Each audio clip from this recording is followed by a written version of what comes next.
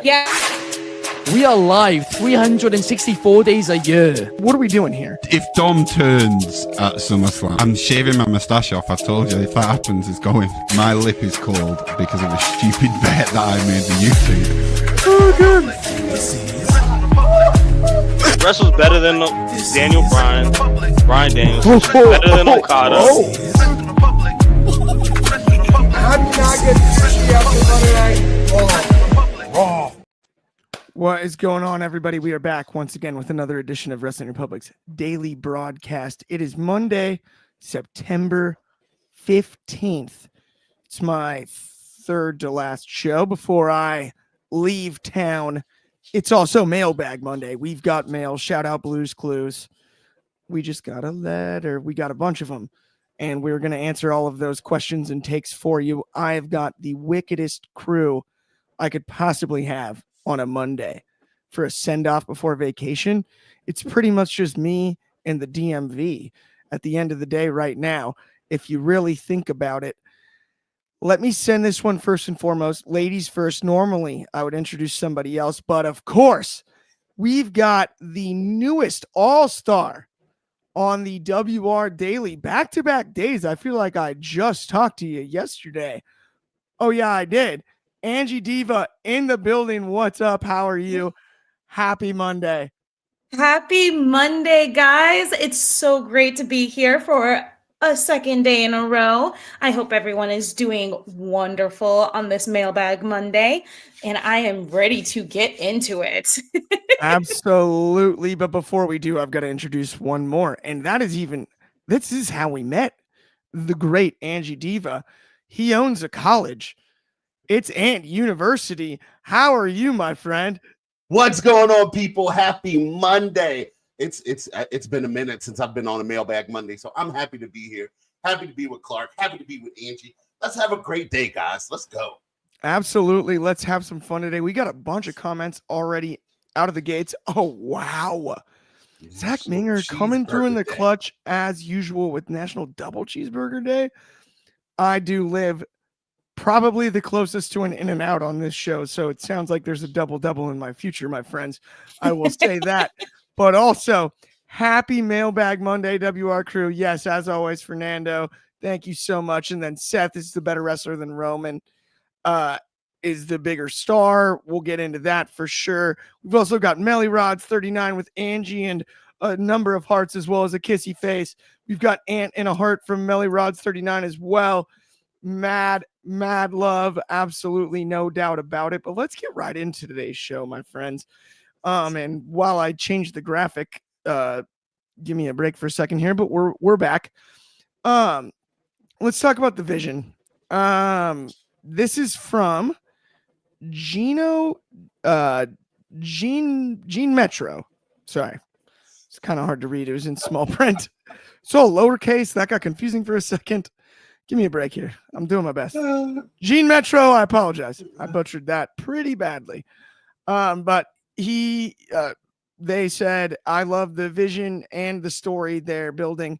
Most people will say it's boring, but I'm so serious when I say it's better than the Bloodline.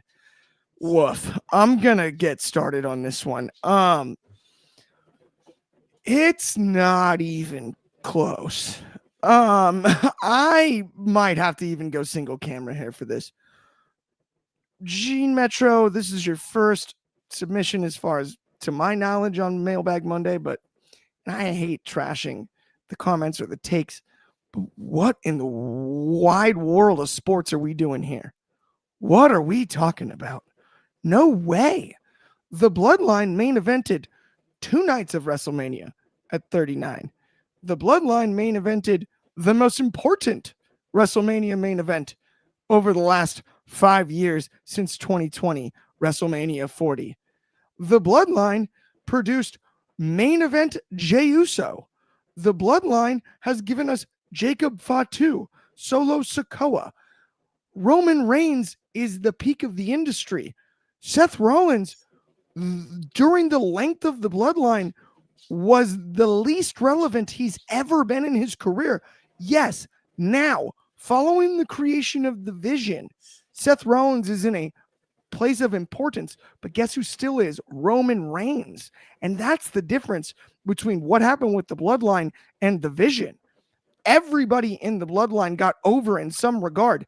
It remains to be seen with the Vision, but for importance sake, no way in a bazillion million years. I'm not buying it. Angie, do you have anything that you could possibly think of that makes you believe that the Vision is better than the Bloodline?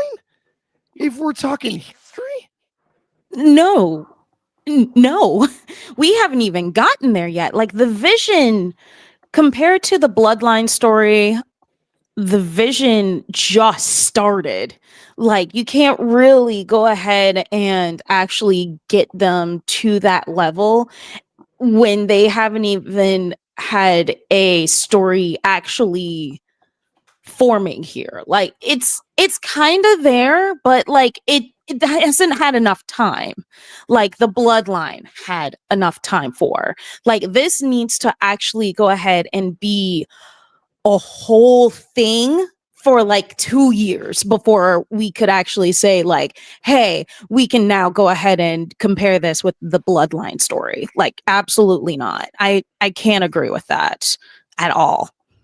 Yeah, I'm 100% with you, and obviously we got to get Aunt Yu's thoughts as well on this, and then we'll all break it down because Oh, Aunt Yu's thoughts is about to go crazy, right? interesting one, you know.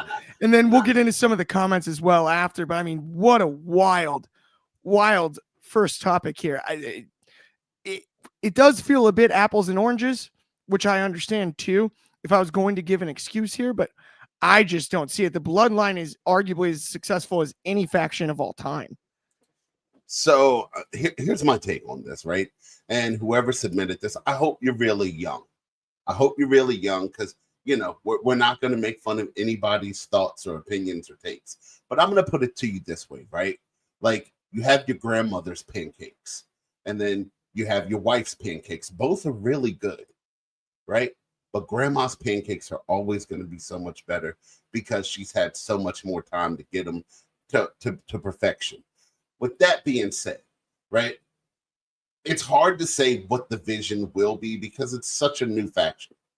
Now, you've had so much come from the Bloodline, right? I mean, the Bloodline made like Clark was saying, the Bloodline made Sami Zayn, it made Solo Sikoa, it made Jacob Fatu, right? I mean, like for a while, you couldn't do anything without anyone doing the Tamatanga. And like it's so influential over so many spans of time. And not only did they main event, you know, major wrestle or 2 WrestleManias back to back, but they have been featured in War Games every year. And it's just like you can't. I hope you're young, but you can't look at this and go, "Oh, the Vision's better." Like your vision's off if you think the Vision is better than the Bloodline. Absolutely, I could not Waka agree waka. more. We have a ton of comments to run through. Let me do that really quickly. We got Donnie DeSilva out of the gates with the better question is Ant a better wrestler than Clark? Obviously. Obviously. I'll give that to him. Ant's older than me, wiser than me, and bigger than me. So I'm in trouble in that one matchup wise, no doubt about it. But it's mad love always. Everyone knows that. Always. And then DCX Warlord here with Solo greater than Seth, greater than Roman. Those are big words. We'll get to that later. Donnie DeSilva here though with the Bloodline is arguably the greatest faction ever. Bloodline isn't even the best faction. He meant the Vision. Today. He meant the Vision isn't even the best faction. And then Ronald LaRue with Aunt You for Prez. Yeah, I'm with that. Next election, guys. Let's get that going. Donnie, the NWO is the greatest faction ever. They changed the business forever. I would agree with that. Donnie DeSilva also with years ago, I was taught the purpose of a faction is to try and make one guy over. Bloodline made several guys. The vision is to be decided. I would agree with that 1,000%, Donnie. Yes. Also, we got my mama. Love you, mama. What a great Monday. Hey, Mama's Black. Absolutely. We love you, mama. And then the Atomic Merp. with too early to discuss that. The vision's gotta be intact for a while before we compare it to the bloodline. Yeah, I'm with that. Yeah, Donnie clarifying he meant the vision. We got you, Donnie. No worries. I'm gonna put it this way real quick. Just real quick, right? Go for it. Like, you got Hulk Hogan and you got the Macho Man Randy Savage. Both of them top tier athletes. When you talk about Roman and Seth, that's the best comparison I can come up with. You know, Hogan and Macho Man. Both of them are great. But when it's all said and done, everyone's going to remember what Hogan did more than Macho Man. Absolutely. One more from Donnie here that I love, though, to borrow a line from Kevin Nash. How many shirts they sold. And I think he's referring to the vision there. Got him. That's true. Got him, Donnie. No doubt there. And Bloodline sold a heck of a lot of shirts. There's no doubt about that. Heck, Sami Zayn sold Bloodline shirts. Still. The Sammy Uso ones were just well, and one of my favorite things when it came to the honorary Uso thing, I don't know if everyone noticed it. I kind of mentioned it at the time. One of my favorite aesthetics, and I just think it's absolutely nothing short of brilliant, was Sammy wore the one generation old Bloodline shirt the entire time he was trying to join until they gave him the honorary Uso shirt. And I thought that was one of the best, just subtle, like everyone else would be in the current shirt and then he'd be wearing the one that they wore last week.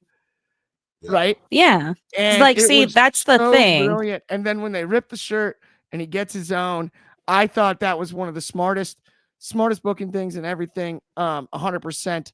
And Donnie with a really interesting one before, we'll keep this segment going for a little longer because I think this is amazing.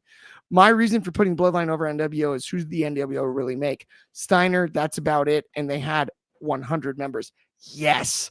I also think the expansion of the NWO was a problem. The Wolfpack made as many people, at least in hindsight, it's remembered as fondly as anything. And it was already too deep and too much by then. Exactly. DCX Warlords comment, right? Undisputed Era was the best faction of modern era. That is the biggest what if. If they had made it to the main roster, like, come on, man. The Undisputed Era's entrance was fire. They put on great matches. You had people doing their entrance at weddings. Wedding parties were doing their entrance. Like, I think the Undisputed Era could have gotten over really well in this climate of WWE and not in Vince's. I can't lie. I feel like they were one heavy away. It was four guys that do the same thing, bell to bell, pretty much. Not identical, right? There's nuance there, a little bit unique. There's four guys very similar. And I think that's what held the Undisputed Era back. If there was DX never really had that heavy. DX never had a true head. Okay, so China didn't exist? Different. Yeah. Thank you, Donnie. Yes. Hey, by the way, I finally did it, Donnie. This week, I got it. Clark was right. That's amazing. We've done it. Let's all celebrate for a second. And DX's heater was China. I'm right twice. Yeah, I'm all right. Saying. I mean, just that's my issue with it. NWO wise, I mean, I think early NWO, you had an opportunity to make more guys than necessarily were made. But remember, like Hogan and Hall and, of course, Kevin Nash were already made, right?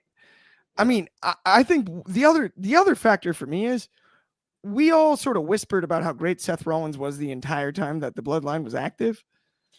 But Roman Reigns, when the Bloodline started and he showed up and wrecked everyone and leave, and he speared the Fiend and looked at rest in peace Bray Wyatt. The moment he looked at him and yelled into the camera, "You're just a freak in a mask." And then he shows up the next day and they show Paul Heyman, and all of that, everything shifted so drastically. And then to springboard from that to, first off, the Usos main event tonight of WrestleMania. Right? And then he main events 2 with Cody out of this. And you make all the other additions. Sami Zayn is more over than he's ever been. And a lot of that is attributed to the bloodline activity. And I just don't think the vision's quite there yet to wrap this one up. Let's move on to our next topic because we've got more interesting stuff to discuss this afternoon, evening, morning. Depends on where you are geographically.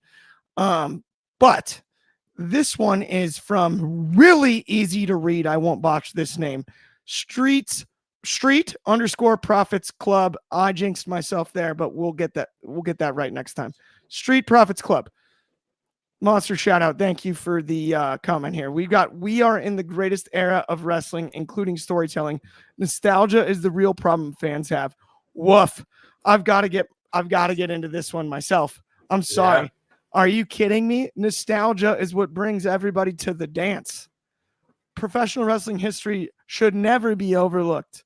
That is goofier than a football bat. You must be kidding me. Professional wrestling history matters. It's important, and nostalgia matters too. That's why everybody's clamoring for AJ Lee's in-ring return. That's called nostalgia. And while I agree with the former part of the sentence, we are in the greatest era of wrestling because of resources, because of excellent rosters, because of talent, because of eyeballs, because of technology, because of all these other things. It is absolutely not a problem that nostalgia exists in pro wrestling. It's not a problem in any sport. It matters in any form of entertainment. It's not a problem in film. It's not a problem anywhere. And so I can't agree with that at all. And I got to go to you on this one though, man. Is nostalgia a problem? And is that why fans don't believe that this is the greatest era? So here's the thing, man. Nostalgia is a double-edged sword. You need nostalgia on the simple fact of, like people like us who have families now and are having kids who have little kids, we're introducing them to wrestling. Often nostalgia of what we used to watch. Also, you have the other group, the hardened old people. And when I say old people, I'm talking about 60 plus, right? And they're watching it and they're just upset because the way wrestling is completely different now. It's not you go in, pick a body part. The Arn Anderson way of wrestling is over. Like you still have teams like FTR that are kind of like that. But when you ask people about them, they're like, oh, FTR is boring. So it stinks because that old school way of wrestling of, finding a body part, pinpointing it, working on it the whole match. Ric Flair was perfect for that. That was Ric Flair's whole MO and how he set up the figure four. So man, it's all personal opinion. This era of wrestling is so fun. It is so great to watch, but you can't neglect what came before it, because if you didn't have the past, you'll never have a future. 100%. Yeah, I'm with you. That's where I'm like, there's got to be a balance here, right? Nostalgia is important. I mean, that's what brought all of us to the dance is nostalgia and the love of it, mostly as children, right? I'm not saying you can't be an adult, find pro wrestling and become a fan, but generally speaking, the majority of people that I know that are professional wrestling fans, like us three on this program, everybody in the comments, we were brought to the dance as children, and nostalgia from childhood matters. And so I'm not willing to discount nostalgia in the argument to say that this is the greatest era of wrestling. And it's interesting because Donnie's got this comment here where he said greatest era is right now, highest grossing and mostly enjoyable to watch week in and week out. I agree. I just don't think there's a problem with nostalgia on the back end of the actual statement that was made in the comment. Right. It's and this is Donnie summed this up absolutely perfectly right here. This is the first era where it's not embarrassing to admit you watch wrestling. Absolutely. I said this a few weeks back on the daily broadcast. I said that if you grew up in the 90s, I grew up in the 90s at least, right? I would imagine the same, even at times in the 80s. I would imagine the same, even more harshly. And because I was a teen during that time, still watching wrestling in the early 2000s, and you didn't get made fun of for watching wrestling, or at least at some point encounter somebody with the "it's fake" or whatever argument that they wanted to make, always turned out to be big Star Wars and Harry Potter fans, which is totally real. But Right. either way, like that stuff's great. Either way, that I think is absolutely spot on, and Donnie's correct here. Nostalgia is a tool, and when used properly, it's an amazing bridge for casuals. I couldn't agree more. This is a nuanced conversation, and I think multiple things can be true at once. And I do apologize, Angie, I didn't get to you on this one, but I will on the next subject. Before we get to that, though, I got to talk about my friends over at Barista. Barista is small batch organic coffee created through excellence, authenticity, and unforgettable moments. Bless you, Angie. Barista.com. Head over there for organic coffee, the best stuff possible, as well as merch. If you want merch, there's hats and great stuff. And also, if you're using Keurig and like K-Cups and whatnot, we're heating up 200 degree water through a plastic tube, and you're getting microplastics. So drink organic coffee. It's the best way to go about it. No doubt about it. But let's keep today's show rolling. We've got a lot to talk about here, and one of them is the Kabuki Warriors. This one is interesting. So this is from Just Fly Away Alive, which is, yes, I nailed it. Easy username, Just Fly Away Alive. More of that. Thank you so much.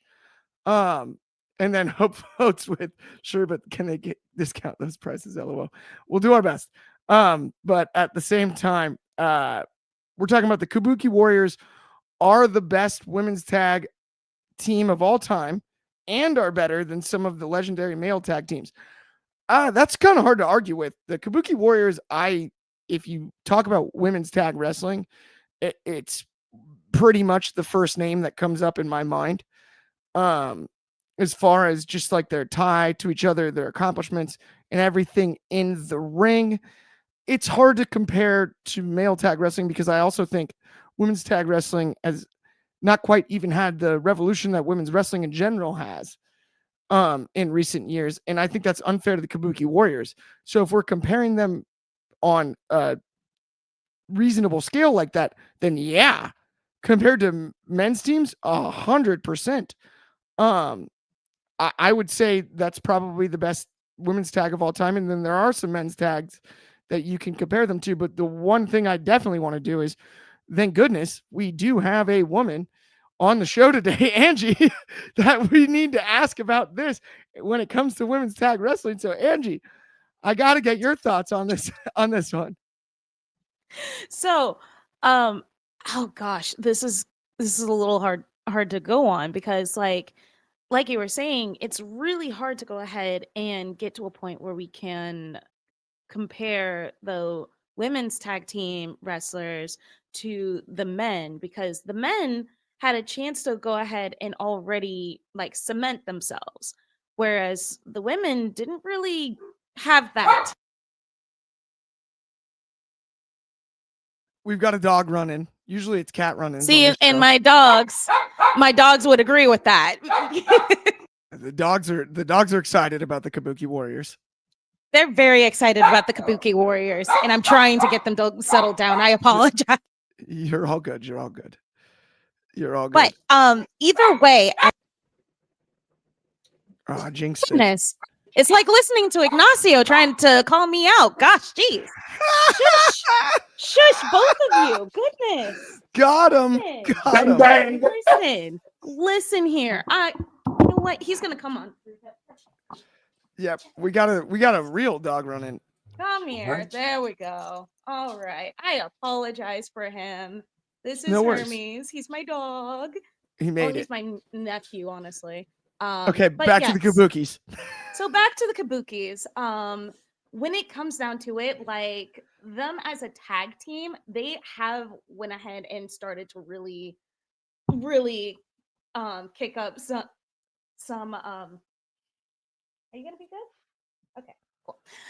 So the Kabuki Warriors as a team, honestly, I absolutely love them, and even more so them as singles competitors because they were able to cement themselves pretty well. And I think the combination of the two of them working together just works really well, like a duck to water. Um, Now, as far as for comparing them to other like male tag teams, you can almost get them up there, but with very few. Like you can't really compare the Kabuki Warriors to like say DX or something. Like, nah, no, no, no, we can't do that. They haven't had enough time to be a tag team like that for them to be able to. No, no, shush you. When that's where I'm with you. Like I was thinking, even like Hardy's, Dudley's, like New Day, Usos, Edge and Mhm. Christian, things like that. And Angie, yeah, no, I'm 100% with you. Yeah, we've got the doggy cameo, exactly. Atomic Merp. Donnie with a Yes, the great comment doggy here. cameo. This one makes perfect sense. He said best in-ring talent as a women's tag. Yes, probably Kabuki. Best all-around women's tag for me right now. It's the Inspiration. Interesting. They entertain the hell out of me. Okay, I like that. If you're talking all tag teams ever, Kabukis aren't top 50. I think that's fair if that's your belief, because honestly, I think that a lot of that has to do with opportunity, right? If there was a healthy women's tag team division, then we may be having an entirely different conversation. That hasn't necessarily been the case. You have one really strong one, but as far as like how good the Kabukis are, I think it's an outstanding pairing without question. But we do also have a main event here to get to that I really want to talk about, because we need to take. Oh, go ahead if you have something to add. Ant. Did you have Real one quick, more? I did. Yeah. And I don't want to speak on this really because I don't want to compare them to men's wrestlers. That's not it. But yeah, I think just adding in that statement, greatest women tag team of all time, like you had the Iconics, you had a bunch of really good, entertaining women tag teams. So that's hard to do. And my favorite women's tag team of all time will still always be Glamourella. Stop it. Knock it off. By the way, I gave tag team of the week on the. Forgot about that. Check out the Wrestling Republic podcast after this. Cheap plug for myself. If you haven't seen it, but I gave tag team of the week in all of wrestling to Iguana and Lola Vice this week. Yes. We're spoiler free, but that's one spoiler for you. You can't see the rest of them until you watch the show. It's on the same channel, but we're going to go to the last topic of the evening, the main event of the evening, some would say. And I may have got myself into some trouble here. Who knows? We've got Ace Rock City, also a very easy to read username, monster shout out for that. Thank you. And they've heard some rumors, not news. Heard some rumors that John Cena may not be done come September or December. It is September. December. Wow, I'm doing great on this read. Could The Rock show up and say you're not done till The Rock says you're done? And that's from Ace Rock City. Obviously having Rock in the username, it's pretty telling there. I will say, but at the same time, I feel bad. I might have started some of those rumors with my take in previous weeks about one John Cena not necessarily being done. We had an announcement about WrestleMania in Saudi Arabia, and there's some speculation out there about potential Legends appearances. I don't believe after December, when John Cena does have his last match at Saturday night's main event in DC, not in Boston, as previously predicted. I do not believe he will be done, even if he actually himself believes he's done. I think after 6 months, he's going to look back on it and get the bug again, for lack of a better way to put it. And the bug can be provided also by a big old check to show up at WrestleMania in 2027. That might actually bring the bug back very quickly. Yes, Donnie is correct here. Isn't this Clark's conspiracy theory that John won't be done? John is done, all caps. Monster respects. Great keyboard use, Donnie. In ring as of December, I'll put up a month's salary against anyone willing to do the same. Wait, I don't have to pay you until like he literally passes away, because he could come back at any moment. Think about that, Donnie. Like, of course I'll take that bet. What do you mean? Who knows? He might pull a Ric Flair on us and decide, hey, by the way, Yeah. I'm just gonna go ahead and keep Atomic doing what I'm doing. Merp, my goat never retires. Of course I'll take that bet, Donnie. That's like be a long time. You have to. We might be back to the yellow pages by the time you have to look me up in a phone book. Back to the yellow pages. Dang. History repeats itself, right? I'm just saying. Bad official from Donnie. We'll be like 70 in a retirement home. I guess he'll be 90, but still. I had got him, Donnie. Just saying. Angie, I'm gonna go to you first on this one. Is John Cena not really done? Do you believe in my conspiracy theory or no? And that is exactly what it is, a conspiracy theory, because ain't no way. I mean, I can't, just like how it's been proven before, like never say never. But at the same time, like if he's saying like after this I'm done and he comes back or something, there has to be an absolutely good reason for it. Like there has to be some sort of storyline to bring this man back. I don't see him trying to pull the same thing as Ric Flair and trying to be all like, hey, yeah, like I'm here to go ahead and try to come back and everything, come back and do full time and such. No, I don't see him trying to go ahead and do all of that. Maybe he might pull like the same thing as The Rock and maybe come back for a spell here and there, but like nothing to where he would actually come back full time. I just don't see it. If he does, then hey, more power to him, but like I think right now Cena's at a point where he's just going to be mainly Hollywood bound and just keep doing movies and everything, because I feel like it's a less stressful schedule than trying to go ahead and keep up with like going to show after show after show and just being there at every turning point, because that man did not know what a day off was. No, I think there's no doubt about that, Angie, and I think you're spot on all of that. I'm thinking one off. I think that's where people are missing my point here. They think I'm trying to say that he's not done. He's going to stay full time. No, not at all. I'm thinking Ric Flair was mentioned earlier. HBK in Saudi Arabia mentioned earlier. It didn't happen. Stone Cold and It Kevin, didn't happen. Stone Cold and Kevin Owens. Heck, I hate to say him on this program, but Vince McMahon and Pat McAfee. Something like that, and count that basket. When I'm correct on this one, I'm just saying, count that one. His last match ever will not be that. That Donnie's confident in his bet. I like this. It's going to be fun. It's going to be more fun. But before it gets more fun, I do also, before I toss it to you, have to read another comment. This is from great friend of the show, Just Apart, the man, the myth, the legend. Been saying it since the beginning. Sorry you're late. Don't even worry about it. I was borderline late to the show myself, so it's all good.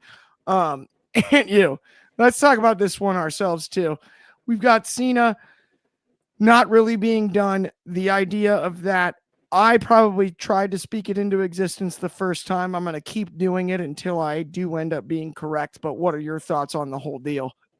So the way I look at this, right, is there's only a handful of people that you can say have given everything that they've had to the business, right? And I believe John Cena is one of those guys. And that's why John Cena is getting a farewell tour.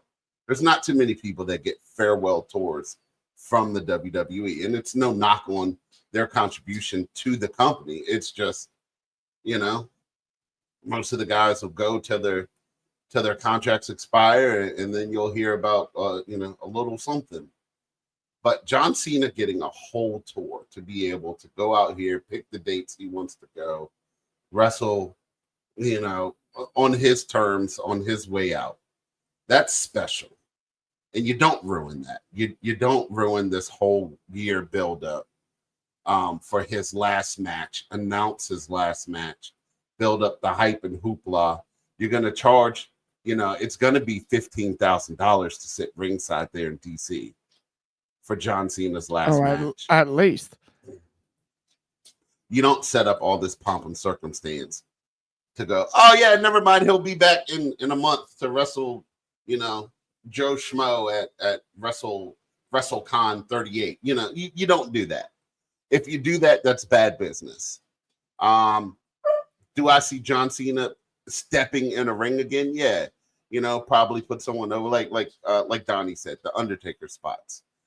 Come in, maybe hit a move, maybe hit an attitude adjustment. Almost called it the old name, but it didn't. But hit something like that, and then skedaddle on to the back and enjoy his time. Well, I think John. Do I think John is going to have a role backstage? I'm sure he was, because he loves this business. Yep. But I don't think his body is able to keep up anymore. Here's my thing: where he's at now. The way this tour has gone, we have no more weekly shows with him to build the rest of these appearances, which is funky as all funky. 100%. He's gonna be on Raw. I think absolutely he's not done, and this is hilarious. Donnie, respect that. It's always the FU, not the AA. Yes, that's a fact. But also, people who know John well have said he's beyond stubborn when it comes to his principles. He won't go back on this for a payoff. And as a guy that spent a lot of time in principals' offices, I don't know how they have any effect on the rest of John's career. I think he'll make his own decisions, and people change their minds. So, Donnie, I strongly disagree with that one.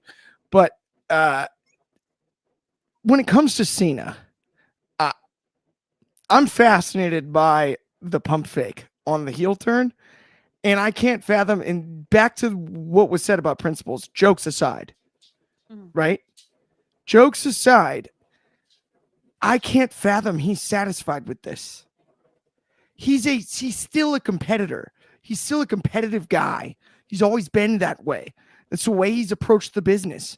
He's become an entertainer, and yes, Hollywood and all of that, but he came in as an athlete.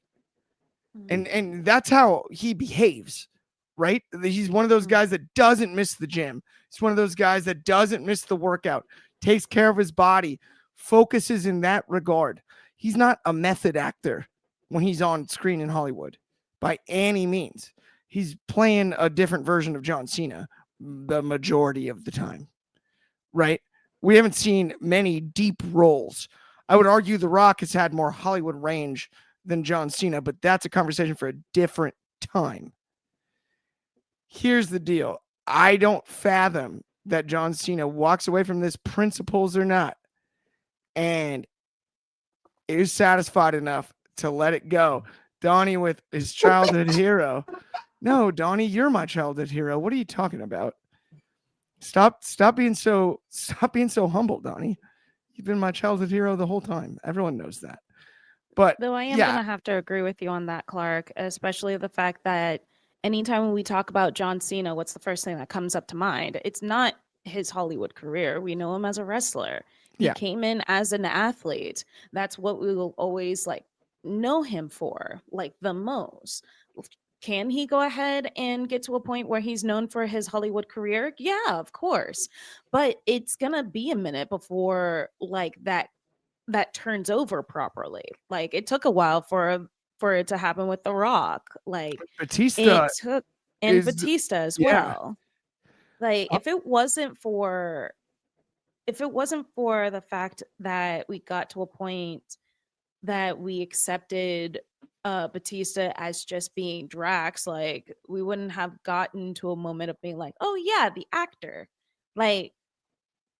it was always, oh yeah, he was from WWE. Like it's always something like that. But Jo- it's John not like Cena as if as it can't Peacemaker. get there. Yeah, John John Cena Cena as as Peacemaker. Peacemaker is Mhm. amazing, right? So 2 years down the road, two more seasons of that show, you'll be like, you know what? He is good at that. Yeah. I like John's movies. I like everything John does. There's no John Cena slander in 2025. But nah, he's riding off in the sunset, guys. He's taking this ball and he's going home.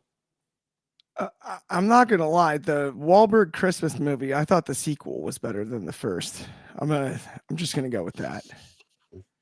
And that's really the only one that I've watched. I'm not a big Peacemaker guy. I don't even know what that is.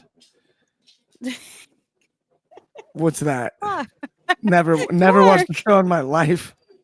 Not even oh one my time. God.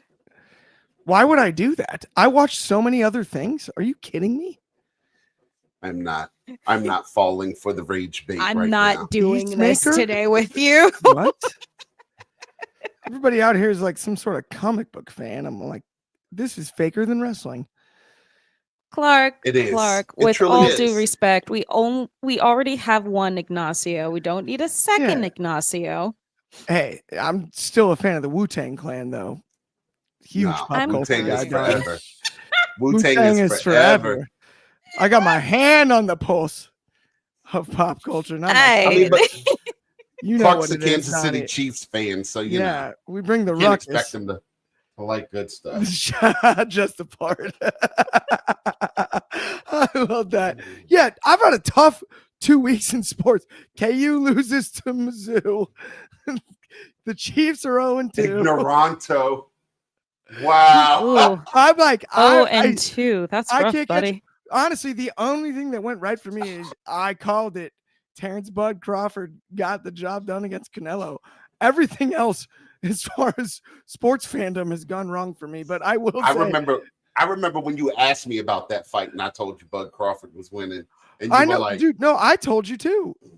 Yeah. You know, I've been a Bud guy for life. oh, Always Midwest stand up. Absolutely. I was still repping Kansas City. I got my Gates barbecue shirt on. No doubt. But also, that's going to bring us to the end of the show. Thank you so much, everybody that tuned in. This was a blast. I'm fired up. We finally got to do a show with me, Ant, and Angie. Like that is fun. please shout out, message Ben and let him know that this is a great crew. Just like my mama said earlier. Shout out Donnie, shout out Just Apart, shout out DCX Warlord, shout out Fernando Zayas, everybody in the comments. We really the Atomic Merp, I'm so sorry. Everybody, we really appreciate y'all. Anybody that's new, if you haven't liked and subscribed, please do. We'll be back same time, same place tomorrow. Of course, that's noon Pacific. It's 3:00 over on the East Coast. That's 8:00 in the UK and 9 a.m. for my friends in Hawaii.